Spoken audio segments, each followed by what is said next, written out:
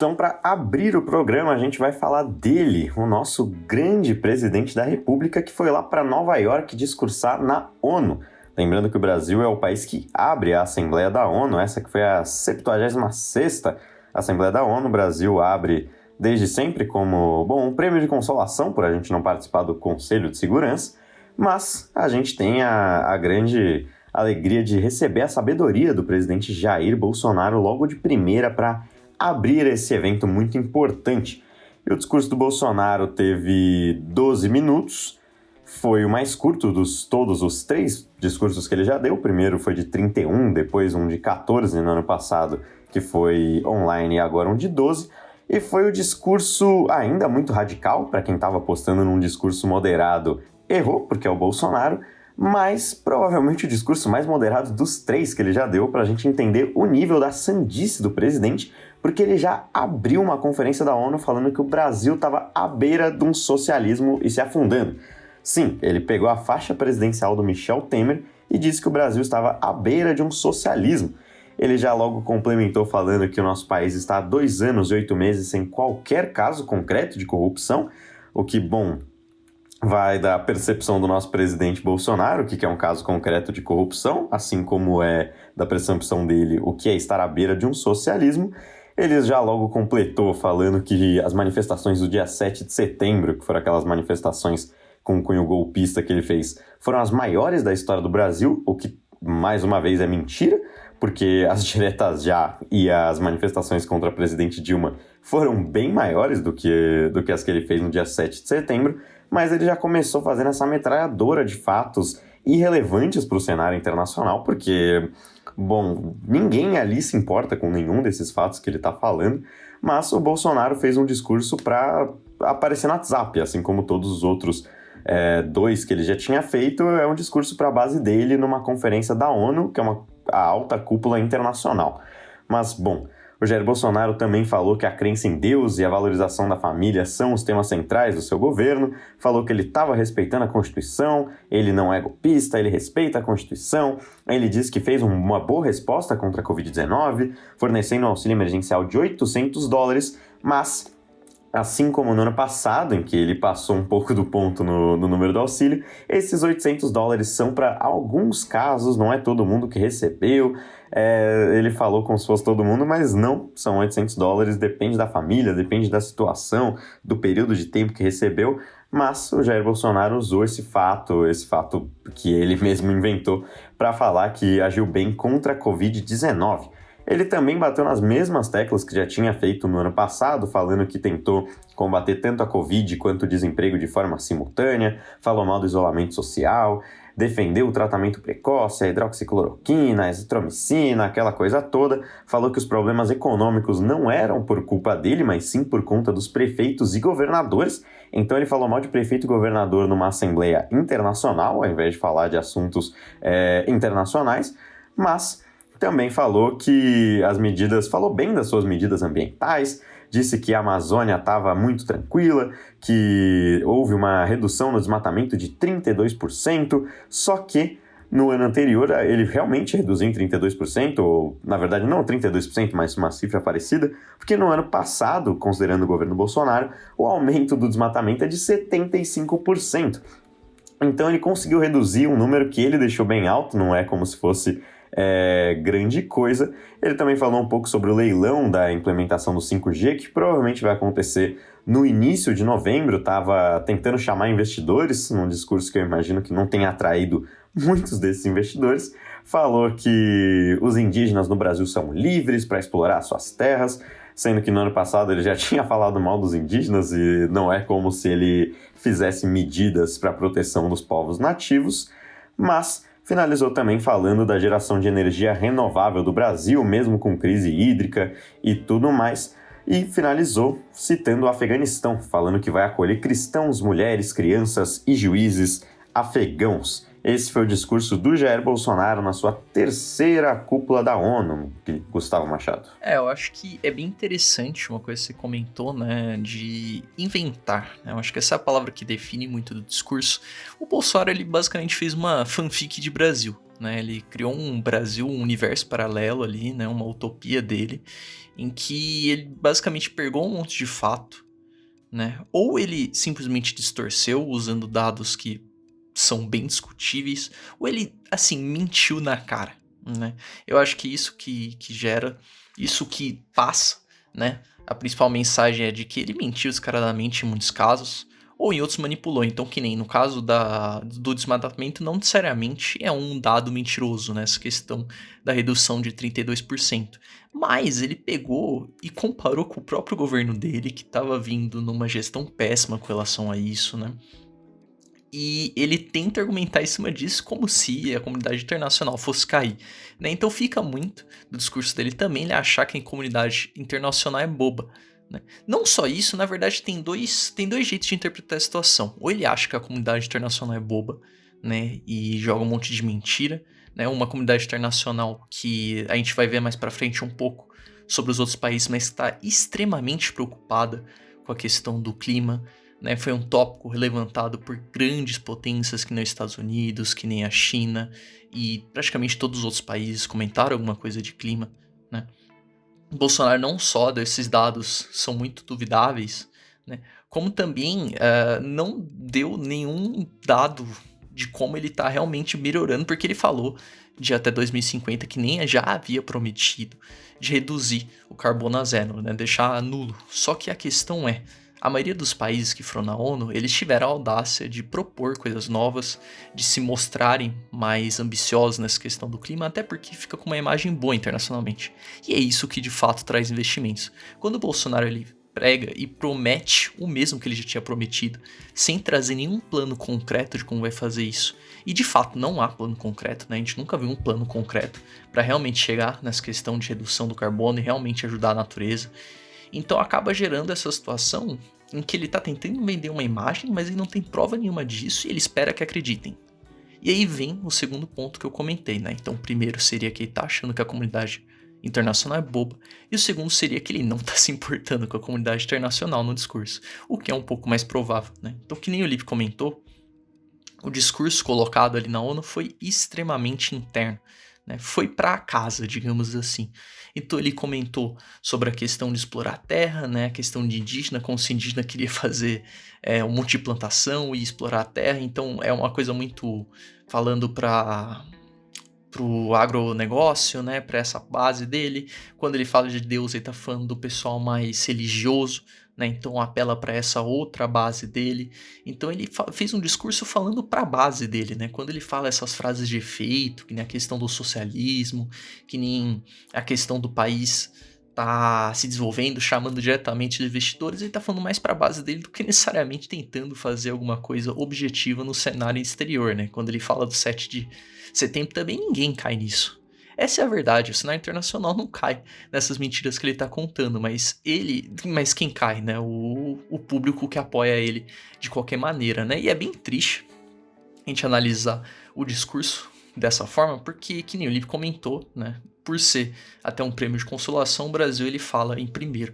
Mas mesmo sendo um prêmio de consolação, eles não dariam esse prêmio se o país, assim, eles não confiassem o mínimo para fazer esse primeiro discurso, né? Então o Brasil é um país que tem uma tradição de diplomacia muito boa, pré-Bolsonaro, né? É um país que tem uma tradição de ser muito intermediador, de ver os dois lados da moeda, né? Então tentar chegar em conclusões, né? É um país que acabam, querendo ou não, meio que guiando. Porque quando você tem essa questão de abrir a Assembleia, você, querendo ou não, guia o tom das conversas, né?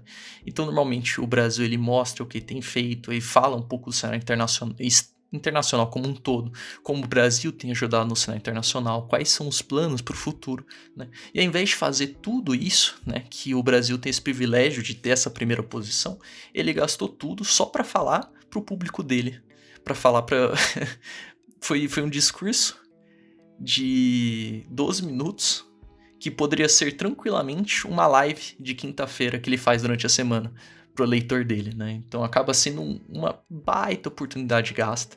Não era de se esperar que seria uma oportunidade gasta, né? Tinha gente que achava, que no livro comentou, que seria mais moderado, principalmente após a carta dele, né? Que ele redigiu junto com o Temer, mas não foi isso que aconteceu.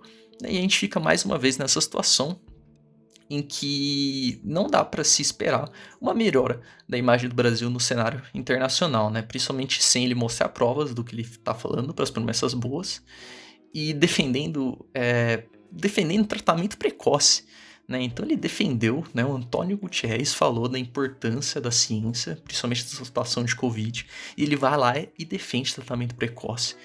A base dele de dado é que ele usou e deu certo, né? E ainda mais sendo o único dos representantes que foi à ONU que não tomou a vacina, né? Então só esse ato, que começou antes mesmo do discurso, já mostra que ele não tá nem aí para a imagem do Brasil no cenário internacional. Ele já estava pagando mico antes mesmo de abrir a boca. E acaba sendo a situação bem complicada para o país. E a gente não sabe, né? Porque o Bolsonaro tá praticamente fazendo uma corrida para ver o quão rápido ele consegue estragar toda a tradição diplomática do Brasil, toda a tradição do Itamaraty, né? Vamos ver até onde que ele vai chegar cavando esse buraco, né, Lipe? Exatamente. O Brasil, como você disse, é importante a gente bater na tecla que tem um histórico de diplomatas e de ser um país muito importante. Como você bem falou, não é à toa, é um prêmio, eu falei brincando que é um prêmio de consolação, mas é por conta do trabalho da Assembleia Brasileira, do Oswaldo Aranha, dos grandes diplomatas que a gente já teve, principalmente nos anos 40, quando foi criada a ONU, mas desde que os presidentes da República Brasileira foram à ONU, o tom das conversas é sempre de intermediar, de, como você falou, entender os dois lados, ser um país que guia mesmo os tons da Assembleia da ONU, entende as tendências, independente de qual tenha sido o presidente que tenha falado, mas entende as tendências que vão ser debatidas no restante da conferência e vai lá e as aborda falando bem do Brasil, falando como a gente está intermediando o conflito, como nós somos um bom país e tudo mais. O Jair Bolsonaro, ele pega e faz um discurso para a base dele no maior palanque internacional que ele tem, onde o mundo inteiro está vendo, principalmente porque ele é o cara que abre a Assembleia. Já é a terceira vez que ele faz isso. Ele citou o socialismo nominalmente nas 3 conferências da ONU que ele falou de indígena em todas elas, ele bate na mesma tecla e para as mesmas bases. Ele tenta bater na base do agronegócio, tenta bater na base evangélica, do cristianismo e tudo mais, e são 3 discursos que têm isso em comum, né? Só depende, o que varia foi a duração, mas é um discurso bem parecido com o que foi ano passado. Ano passado foi um pouquinho mais bizarro, o que é impressionante, porque o desse ano foi completamente absurdo. E é aquilo que todo dado que o Bolsonaro fala é discutível.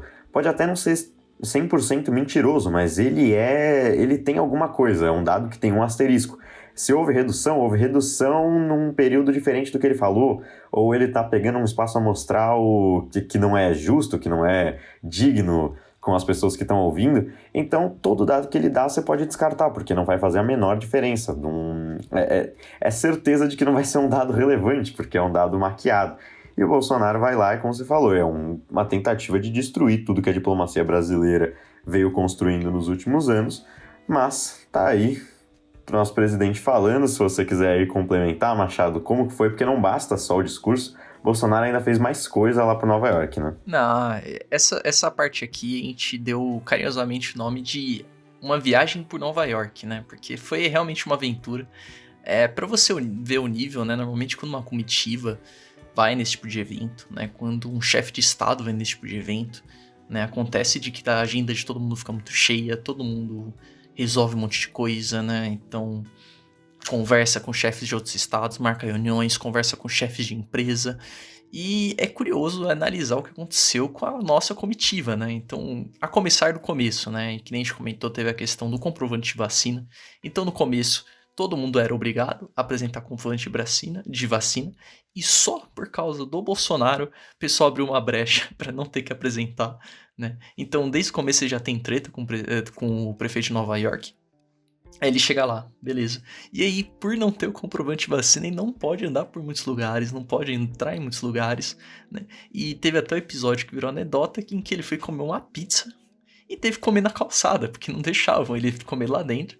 Ele não estava vacinado, né? E naturalmente, então, que ele não poderia entrar no estabelecimento, então ele ficou na calçada comendo. Falaram que foi por humildade, né? A gente sabe que não é muito bem assim a história, né? Então essa foi a primeira anedota. Outro episódio marcante foi o Queiroga, né, o ministro da Saúde, que teve uma série de manifestações, teve algumas pessoas que moram por lá que se manifestaram contra o Bolsonaro, né? E o Queiroga, ele não ficou muito feliz não, ele só levantou assim dentro do ônibus que ele tava e começou a mostrar o dedo do meio pra todo mundo, assim. Não sei se o karma chegou, mas posteriormente foi descoberto que ele estava contaminado com Covid e teve que ficar de quarentena, né? Não só ele, como outro membro da comitiva, né? E aí ele, contaminado com a Covid, né? Depois do acesso de raiva dele, teve que ficar em quarentena num hotel bem chique lá por uns 15 dias e gastando assim milhares de reais para ser mantido, né? Então ele ficou lá, teve que ficar de quarentena. Acaba tendo ainda mais, além do discurso em si, tem essa imagem, né? Imagina você trazer uma comitiva do seu país, uma comitiva que já defende tratamento precoce, que tem um presidente que é contra a ciência, e essa comitiva tem um monte de gente infectada que provavelmente se encontrou com pessoas de outros países, né? Pega mal, pega bem mal, né? É interessante notar, que nem eu comentei, que as agendas oficiais estavam meio vazias, tem umas fotos do pessoal andando por loja de shopping, né, do restante da comitiva, porque o Bolsonaro não estava vacinado, mas entrando em loja de shopping, indo na Apple, né, então o pessoal tava bem turistão. E por último, acho que o último episódio anedótico interessante é que a mulher do Bolsonaro, a Michelle, se vacinou por lá. Por que raios ela se vacinou por lá e não por aqui? Segundo ela, porque o médico ofereceu. Não faz nem sentido isso. É como se ninguém aqui no Brasil tivesse a vontade de vacinar ela, né? Ela falou que o médico americano tem a boa vontade, ela simplesmente aceitou. Mas tá aí, então, uma série de episódios, assim, dignos de episódio de sitcom, pra acabar no que foi esse espetáculo, esse show de horrores que foi a ida da comitiva lá pra ONU, né, Lipe? Não tem muito o que complementar a partir disso. É uma triste anedota aqui sobre o governo brasileiro. Só um complemento que é interessante é que o Jair Bolsonaro ainda, na live dele de quinta-feira após conferência da ONU, ainda fez algumas afirmações de que o Reino Unido, o Boris Johnson, primeiro-ministro do Reino Unido, teria pedido algumas ajudas para o Jair Bolsonaro. E logo depois o governo do Reino Unido disse que o Bolsonaro está falando algumas coisas que não são muito verídicas. Então fica aí a passagem do Bolsonaro pela ONU, por Nova York, mais uma vez um desastre da diplomacia brasileira, mais um desastre do governo Jair Bolsonaro. Mas creio que seja isso. Machado, algum comentário? Não, Lipe, podemos seguir. Então beleza, passaremos agora para o clássico bloco de CPI.